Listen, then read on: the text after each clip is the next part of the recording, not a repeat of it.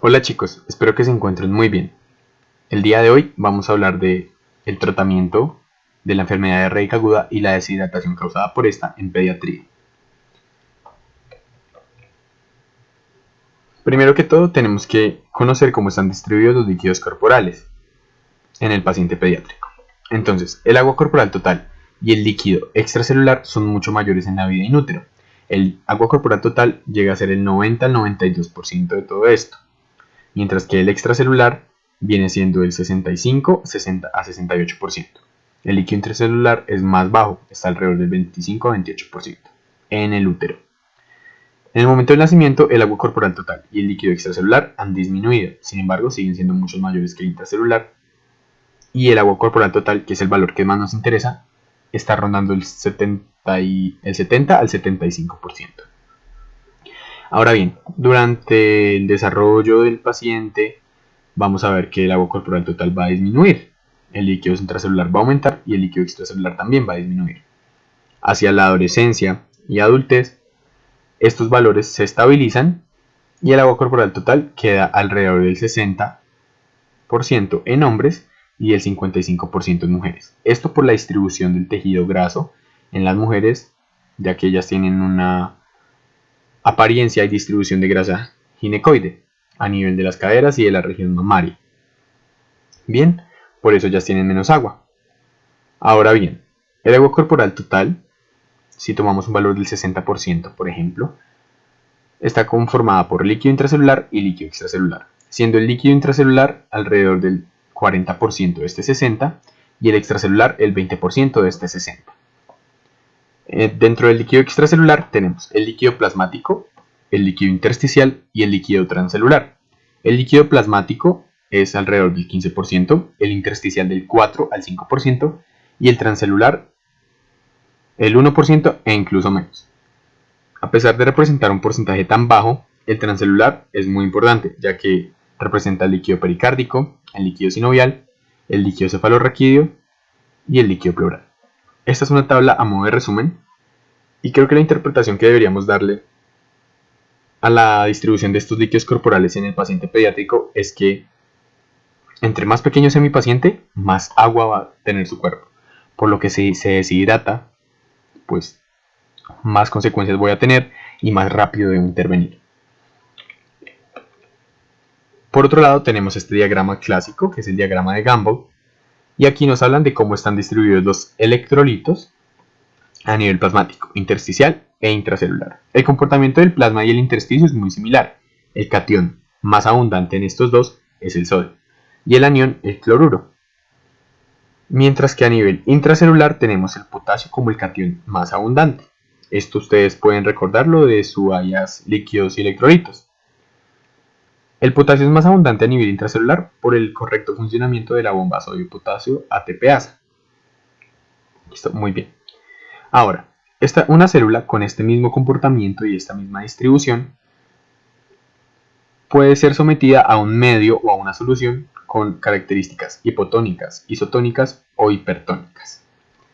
Entonces, si la osmolaridad plasmática normal es de 285 a 295 milimoles, pues las soluciones isotónicas son las que ronden ese valor, las hipertónicas las que superen los 295 milimoles y las hipotónicas las que estén por debajo de 285. Ahora bien, cuando una célula tiene esta concentración y entra a una solución isotónica, pues el cambio no va a ser mucho mayor, ya que las concentraciones intra y extra son muy similares. Ahora bien, en una solución hipotónica, ¿qué va a ocurrir? La concentración de solutos es mucho menor afuera que adentro. Por ende, la célula va a empezar a absorber agua para intentar equilibrar esto. Por ende, la célula se va a hinchar, por decirlo de alguna manera. Y en un medio hipertónico, lo que va a suceder es que va a haber mucho más soluto afuera, por lo que la célula va a empezar a expulsar agua para intentar equilibrarse.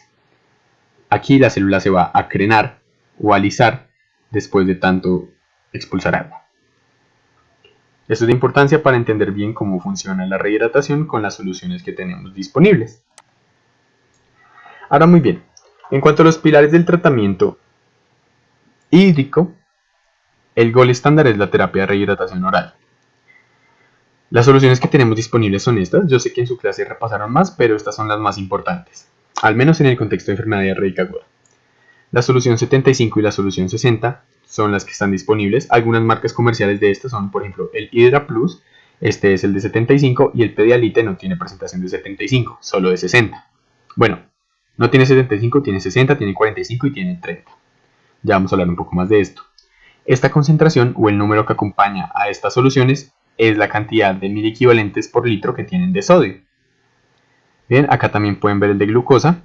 Y si se dan cuenta, la solución de 45 tiene mucha más glucosa y menos sodio. ¿Esto qué representa? Que va a ser más dulce para nuestro paciente, la va a tolerar mejor, pero no lo va a hidratar tan rápido y va a requerir más volumen. Las soluciones ideales son las de 75 y 60, y son las que se manejan a nivel hospitalario, al menos en el contexto de enfermedad diarreica aguda. Cuando hay una deshidratación que no es tan grave, por otras etiologías, como la fiebre, o después de que un paciente se ha expuesto mucho al sol y está deshidratado leve, se le puede dar solución 30, que aquí no está, que tiene mucha glucosa, tiene poco sodio y es muy buena y muy bien tolerada. Pero al menos en este contexto, estas son las dos que más nos importan. Si nos fijamos bien, todas las soluciones de rehidratación oral tienen una osmolaridad baja o baja respecto al plasma. Por ende, son soluciones hipotónicas que van a favorecer que el agua entre a la célula.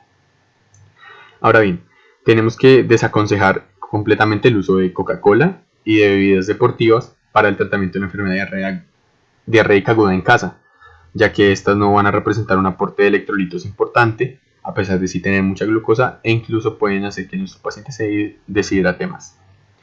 Entonces, en este documento les dejé en la página 33 algo muy importante. No sé si puedo hacerlo aquí, esperen, nos dirigimos hasta acá. Y es la preparación de un suero casero y de otros alimentos que pueden servir para la rehidratación en casa.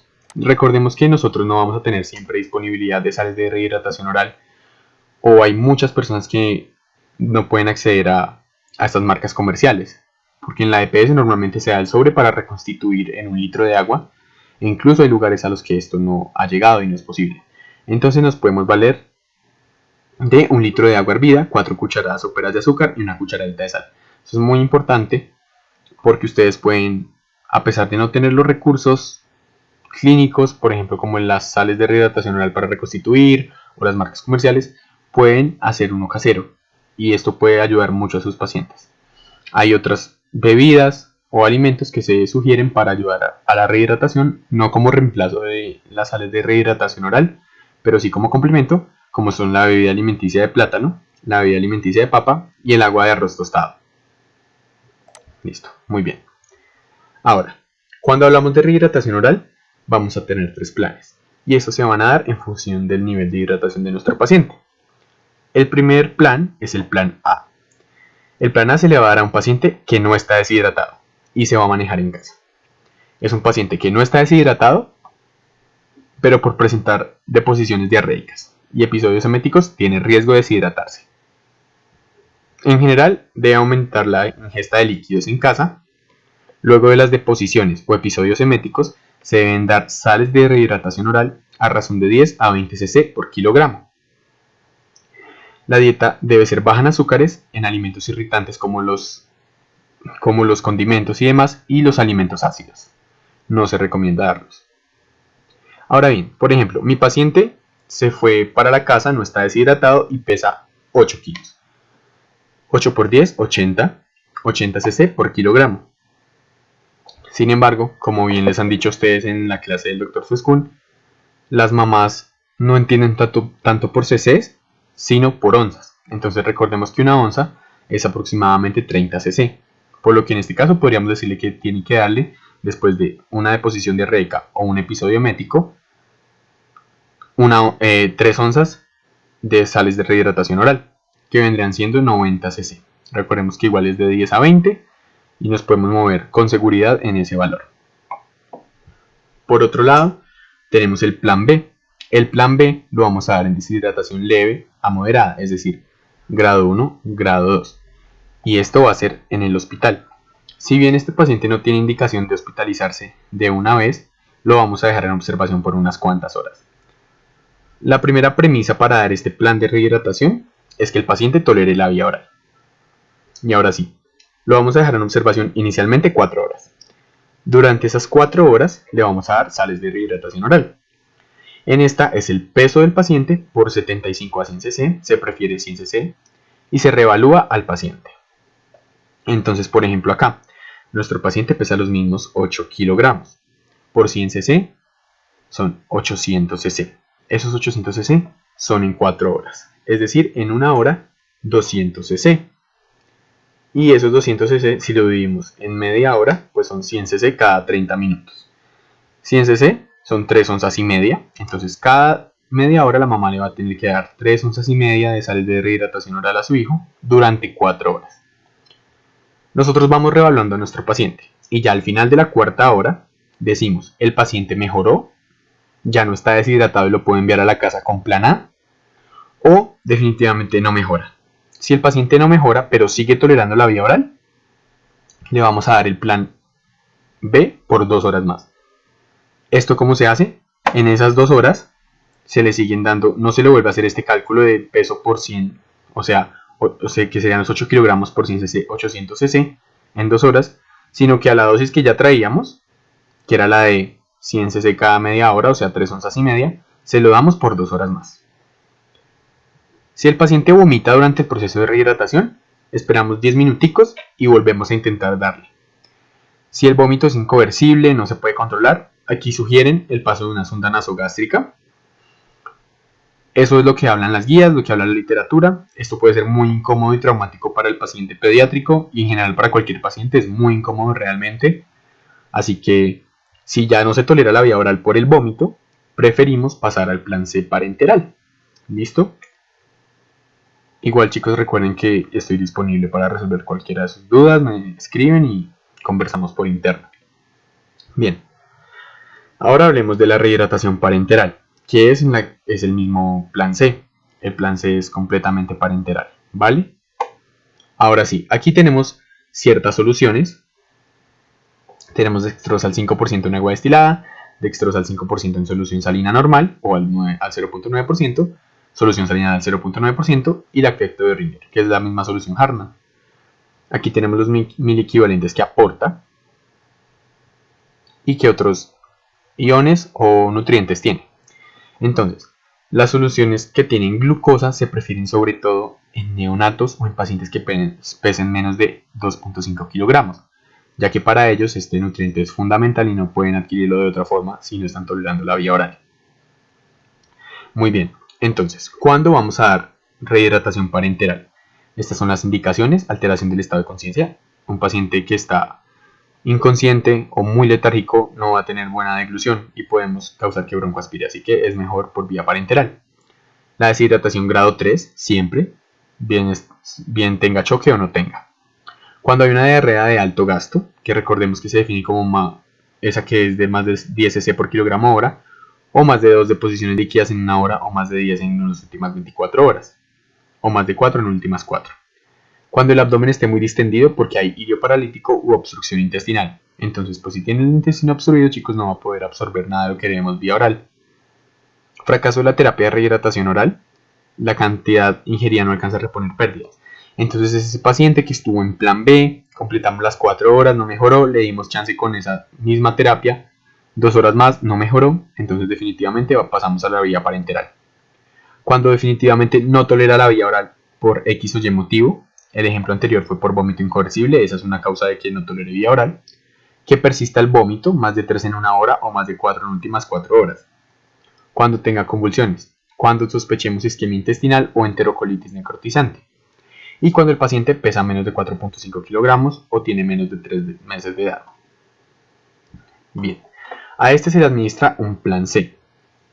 El plan C tiene dos variantes, el esquema rápido y el esquema lento. El esquema rápido tiene unas ventajas, y es que disminuye la estancia hospitalaria. Sin embargo, las desventajas que este acarrea es que es menos fisiológico, se los dejé a un lado solo para que lo lean, realmente no lo tienen que manejar para la vida ni para su parcial porque está en desuso prácticamente, y este ocasionaba mayor iatrogenia con líquidos intravenosos. Esto traducido en mayores tasas de edema agudo de pulmón. Y la otra variante, que es el esquema lento parenteral o plan C, que es el mismo plan C que hemos venido conociendo en nuestras clases y demás, es el siguiente y tiene 3 fases. Entonces este es el aprobado. La primera fase, chicos, es la fase de reanimación o represión intravascular, también se le conoce así. En esta, lo que se busca es recuperar la volemia, recuperar la perfusión y hacer el pulso más fuerte. Entonces, aquí ¿qué vamos a hacer? El paciente va a recibir bolos, van a ser bolos de 20 cc por kilogramo. Si tenemos el mismo ejemplo, nuestro paciente de 8 kilogramos, 8 por Dios 16, 160. El bolo tiene que ser de 160 cc. Máximo 3 bolos de cristaloides, que son las soluciones que les comentaba hace un momento. Y cada uno de esos bolos se va a pasar en 5 a 60 minutos. ¿Qué es lo más importante? Estos pacientes solo pueden recibir 3 bolos de cristaloides. Y si se considera necesario otro bolo, el cuarto ya debería ser de un coloide, como puede ser albúmina o plasma. Otras consideraciones es que pacientes con cardiopatías, nefropatías, neumopatías deben tener bolos de 10 cc por kilogramo, ya que ellos no toleran tan bien los líquidos como un paciente sin estas. Y estos bolos se pueden dar de lactato de Ringer o de solución salina normal, idealmente lactato de Ringer. Entonces, en esta fase no se puede usar la dextrosa. ¿Por qué?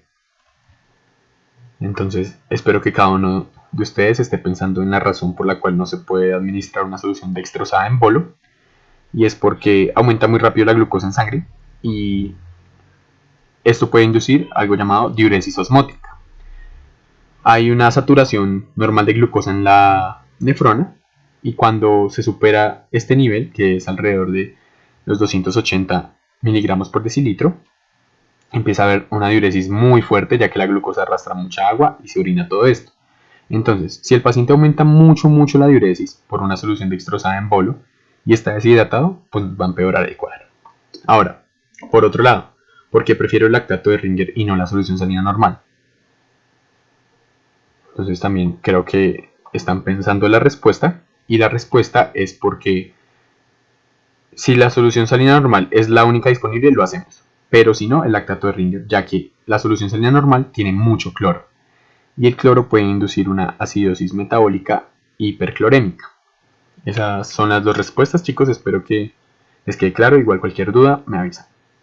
Con esto concluiríamos la primera fase.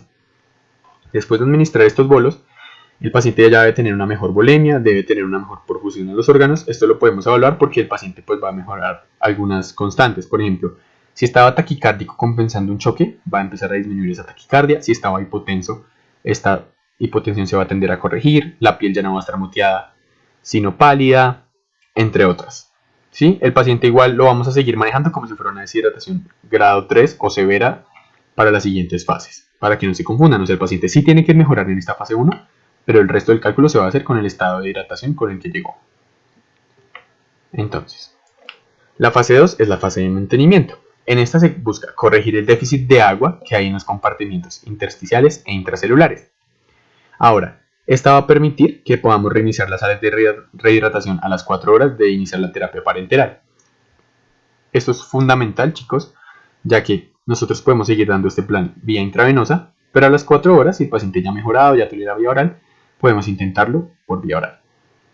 Entonces, para esto vamos a tener dos cálculos importantes. El primero es calcular el déficit según el grado de deshidratación. Entonces tenemos que es según el peso, menor de 10 kilogramos y mayor de 10 kilogramos. En los menores de 10 kilogramos, si la deshidratación es grado 1, va a ser 50 cc por kilogramo dividido en 24 horas. Si es grado 2, 100 cc. Si es grado 3, 150 cc por kilogramo en 24 horas. Ahora, el grado en mayores de 10 kilogramos, el grado 1 va a ser a 30 cc kilogramos por 24 horas. El grado 2, 60 cc por kilogramo dividido en 24 horas. Y el grado 3, perdón, aquí queda un 2, va a ser de 90 cc por kilogramo en 24 horas. Entonces, aquí tenemos el mismo ejemplo de nuestro chico que pesa 8 kilogramos. Él entró con una deshidratación grado 3. Entonces el déficit que va a tener es 8 kilogramos por 150 cc. Eso es igual a 1200 cc. Ténganlo en cuenta. Todavía no vamos a vivir las 24 horas. Muy bien. Ahora, las necesidades basales. Para calcular las necesidades basales hay una fórmula clásica Este cálculo se conoce como Holiday-Cigar, acá está sintetizado. Entonces, aquí también va a depender del peso.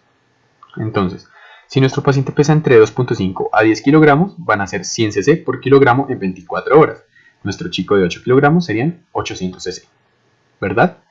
Ahora, si nuestro paciente pesa entre 10 y 20, ¿qué hacemos? Si hasta 10 kilogramos eran 100 cc por kilogramo, pues 100 por 10 da 1000. Entonces, como acá es entre 10 y 20, pues ya hay unos 1000 de base, que son de esos 10.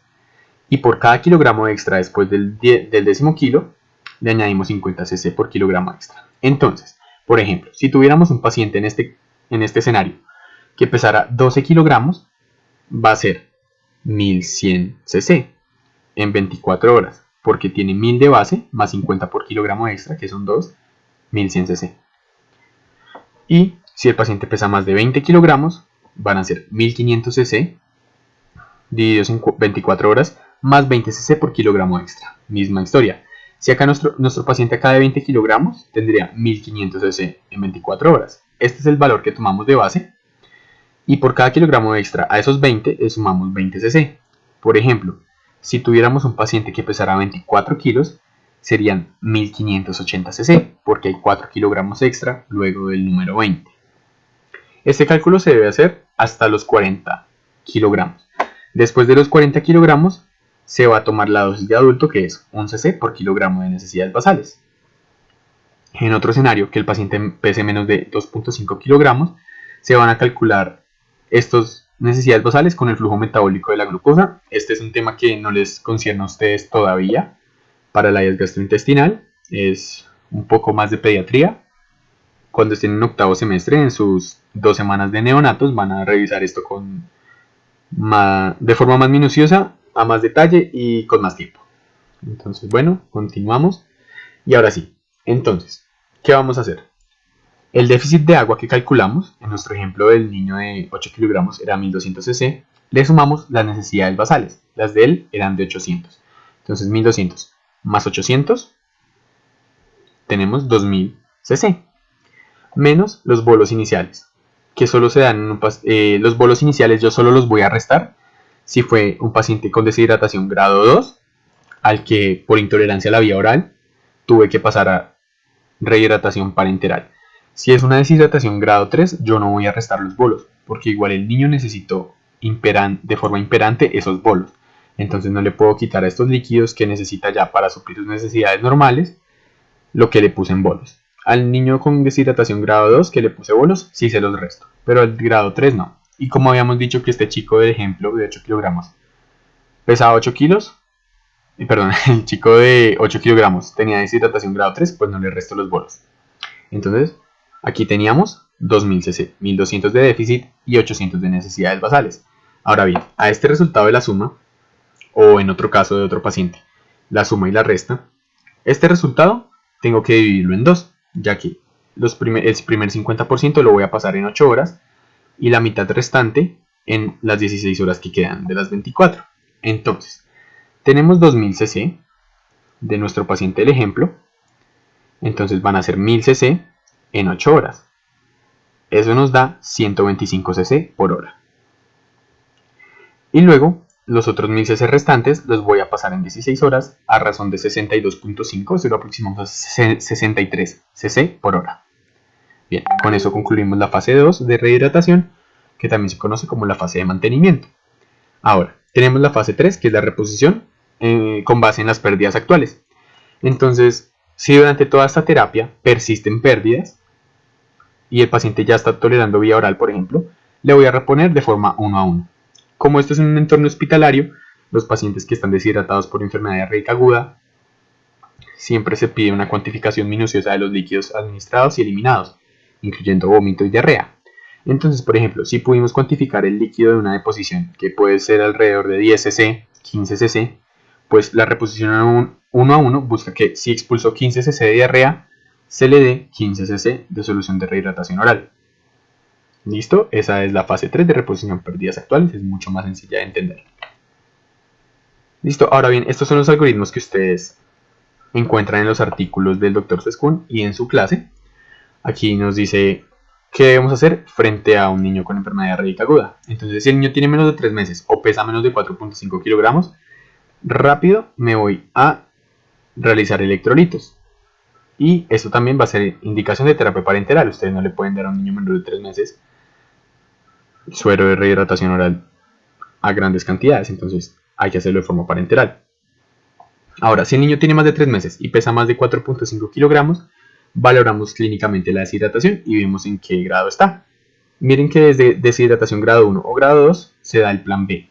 Recuerden que el plan A solo se da en el niño que no está deshidratado, pero tiene riesgo de hacer deshidratación por su cuadro clínico actual.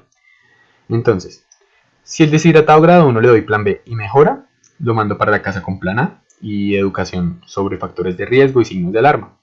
Si tiene deshidratación grado 2, le voy a dar el plan B o el plan C en función de la tolerancia a la vía oral. Si con el plan B empeoró, lo paso al plan C. Y si definitivamente no funcionó, valoramos la toma de electrolitos. Igual que al paciente con deshidratación grado 3 que llegó, de inmediato le di plan C y empeora, tomamos electrolitos. Esto igual es indicación de terapia parenteral con las 3 fases que ya conocemos. Y aquí está la recomendación de los líquidos según la situación médica y la edad. Entonces, en la enfermedad diarreica aguda, los líquidos que vamos a usar en la reanimación, es decir, en la fase 1, los bolos, como les decía, puede ser lactato o solución salina normal. Preferiblemente lactato por el tema de la acidosis metabólica hiperclorémica y pues nunca dextrosa por lo que les comentaba del gradiente de la glucosa para aumentar la diuresis. Y la fase de mantenimiento, que es para lactantes y preescolares, como les decía, ellos no tienen una reserva de glucógeno muy grande en su cuerpo, entonces tenemos que recurrir a soluciones dextrosadas, ¿sí? que se acompañen de electrolitos. Ya en escolares y adolescentes, el lactato de Ringer o la solución salina pueden ser los de mantenimiento, sin ningún problema. Listo. Ahora sí, la parte de antimicrobianos. Entonces, recordemos que no siempre, en el contexto de la enfermedad diarreica aguda, yo tengo que formular un antibiótico o un antiparasitario. ¿Cuándo voy a enviar un antibiótico? Cuando sea un paciente que tenga inmunodeficiencia, asplenia, enfermedad inflamatoria intestinal, un lactante menor de 3 meses o un neonato, o paciente pediátrico que tenga sepsis. Entonces, cuando el paciente tiene disentería, sí va a requerir antibiótico. Cuando tenga una infección por Vibrio cholera, también va a requerir antibiótico. Cuando en el coproscópico me reporten más de 50 leucocitos por campo, le doy antibiótico. Entonces, consideraciones generales. Estos son los antimicrobianos o antibióticos, mejor dicho, que tenemos disponibles en el país y los que se sugieren en la literatura. Entonces, muy bien. El ácido anhidríxico. ¿Qué tipo de medicamento es? Piénsenlo ahí, 2 segundos, 5 segundos, 10 segundos. Pero bueno, es una quinolona de primera generación que se debería dar 55 miligramos por kilogramo día en 4 dosis por 5 a 7 días. Entonces, este cálculo vamos a tener nuevamente nuestro niño de 8 kilogramos. Entonces, son 55 miligramos por kilogramo, pesa 8, son 440 miligramos al día. Se dividen en 4 dosis, o sea, cada 6 horas. Tengo que darle 73 miligramos cada 6 horas. Esto ya se tiene que tomar según lo que tenga el antibiótico de concentración. Esto no lo tienen que manejar ahorita, lo van a tener que manejar muy bien en pediatría, el problema de las dosis, o bueno, tienen que saber cuál es la concentración del jarabe y demás, pero por el momento no. El ácido anhidríxico ahorita está muy difícil de conseguir en Colombia, por lo que se usan medicamentos como la ampicilina, que es una aminopenicilina, a razón de estas dosis. Se usan también en ocasiones macrólidos como la eritromicina o tetraciclinas como la tetraciclina, a razón de estas dosis. Aquí dos consideraciones importantes. El trimetoprim sulfamethoxazol también es muy bueno. Lo podemos usar como primera línea si no hay ácido anhidríxico. Y este siempre va a ser el principal en infecciones por Vibrio cholera. El trimetoprim, recuerden que es un inhibidor de la dihidrofolate reductasa y que tiene una actividad bacteriostática, pero cuando se combina con una sulfa como el sulfamethoxazol es bactericida. ¿Listo? La duración de todos esos tratamientos es de 5 a 7 días. La ceftriaxona ya es un medicamento de administración parenteral sobre todo para casos en los que el compromiso sea mucho más severo, como en el caso de sepsis. La ceftriaxona es una cefalosporina de tercera generación. Listo, muy bien. Ahora, los antiparasitarios. Voy a dar un antiparasitario cuando por coproscópico me confirmen la presencia de formas sexuadas o asexuadas del parásito en cuestión. Por ejemplo, cuando me reporten quistes, cuando me reporten huevos, etc. Voy a dirigir la terapia. Metronidazol, casi que le pega a todos, entonces puede ser una muy buena opción. A razón de esta dosis, 30 miligramos kilogramo día. Mismo ejemplo, chico de 8 kilogramos, 8 por 3, 24, 240 miligramos al día. En 3 dosis, 240 dividido entre 3, eso nos da, sí, estoy calculando, 80 miligramos cada 8 horas por 5 días. Y si nos damos cuenta, nuestro jarabe viene de 250 miligramos por 5 mililitros. Estas son las otras opciones disponibles. Bien, chicos, otras intervenciones importantes en enfermedad diarreica aguda. El sulfato de zinc en jarabe. Entonces, se recomienda según la edad, menor a 6 meses y mayor a 6 meses. Menor a 6 meses, 10 miligramos, mayor a 6 meses, 20 miligramos. El jarabe viene de 10 miligramos en 5 mililitros. Por ende, el menor de 6 meses debería tomarse 5 mililitros al día y el mayor de 6 meses debería tomarse 10 mililitros al día para aportar en los 20 miligramos. Esto se lleva a 14 días y el zinc se da para poder ayudar al sistema inmunológico a restaurarse, a poder prevenir episodios futuros de enfermedad diarreica aguda y a que este no sea tan severo. ¿Qué pasa con el zinc? A veces no es muy bien tolerado por vía oral tanta dosis y recientemente hay un estudio del New England Journal of Medicine, el doctor se los mencionó hoy, yo ya se los tenía preparados desde antes, pero me parece muy bueno que lo traiga a colación, ya que si bien no es una población como la nuestra, con características epidemiológicas iguales, sí podrá extrapolarse en el futuro tal vez y la tendencia apunta a que va a disminuir la dosis de zinc, ya que se dieron cuenta que a dosis más bajas, como la de 10 miligramos, sin importar el grupo etario, tiene mejor tolerabilidad y los mismos efectos benéficos.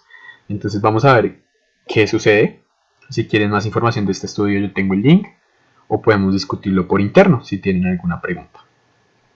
Bien, completar el esquema de vacunación, importante. Si nos llega un paciente sin tenerlo, no podemos dar egreso sin que lo complete. Tenemos que siempre garantizar que esto esté así. Desde que los padres no pertenezcan a ningún movimiento antivacunas y demás cosas que de pronto dificulten el proceso. Igual recuerden que siempre prima el bienestar del menor por su derecho al futuro abierto, entre otras consideraciones bioéticas, pero igual completar el país siempre. El tema de los antiméticos y antidiarreicos. En el contexto de una enfermedad diarreica aguda por etiología infecciosa, jamás, muchachos, no me quiero enterar nunca que ustedes le mandaron a su paciente el difenoxilato más atropina, que es el clásico Lomotil o loperamida, o le mandaron ondansetron o metoclopramida a su paciente porque no lo necesita. En este momento, digamos que las indicaciones para esos medicamentos los vamos a ver, por lo menos de los antiméticos en el último caso, y los antidiarreicos realmente es para enfermedades de diarrea crónica, sobre todo en adultos. Por ejemplo, diarrea inducida por quimioterapia, diarrea por tumores neuroendocrinos que produzcan serotonina, entre otros. Pero en enfermedad diarreica aguda en pediatría jamás se manda ninguno de estos dos medicamentos. Listo. Y finalmente tenemos los probióticos. En la enfermedad diarreica aguda de etiología infecciosa no hay que dar probióticos. Sin embargo, hay enfermedad diarreica aguda que ocurre por el uso de antibióticos de amplio espectro para tratar otras condiciones. Por ejemplo, si tengo un paciente pediátrico con otitis media aguda, puede que el medicamento que le estoy administrando le cause una disbiosis, o sea, un barrido de la flora intestinal normal y prolifere en otras, y cause diarrea. En estos casos, sí se sugiere el uso de probióticos tipo Lactobacillus o Saccharomyces boulardii, que es el mejor conocido Floratil, es la marca comercial. Y es el que yo, por lo menos, he visto usado en clínica. Y listo, chicos. Tenemos un ejemplo práctico. Este sí lo voy a reservar para las personas que asistan a la tutoría. Hay otros dos. Y de pronto las personas que solo han visto el video y no fueron a la tutoría, me pueden escribir por interno, porfa, y se los comparto. Les comparto la solución del caso. Y si tienen alguna duda me dicen. Fue un placer hacer este video y espero que les guste mucho y sobre todo que les sirva no solamente para su PSM, sino para su vida. Entonces les mando un abrazo y que les vaya muy bien.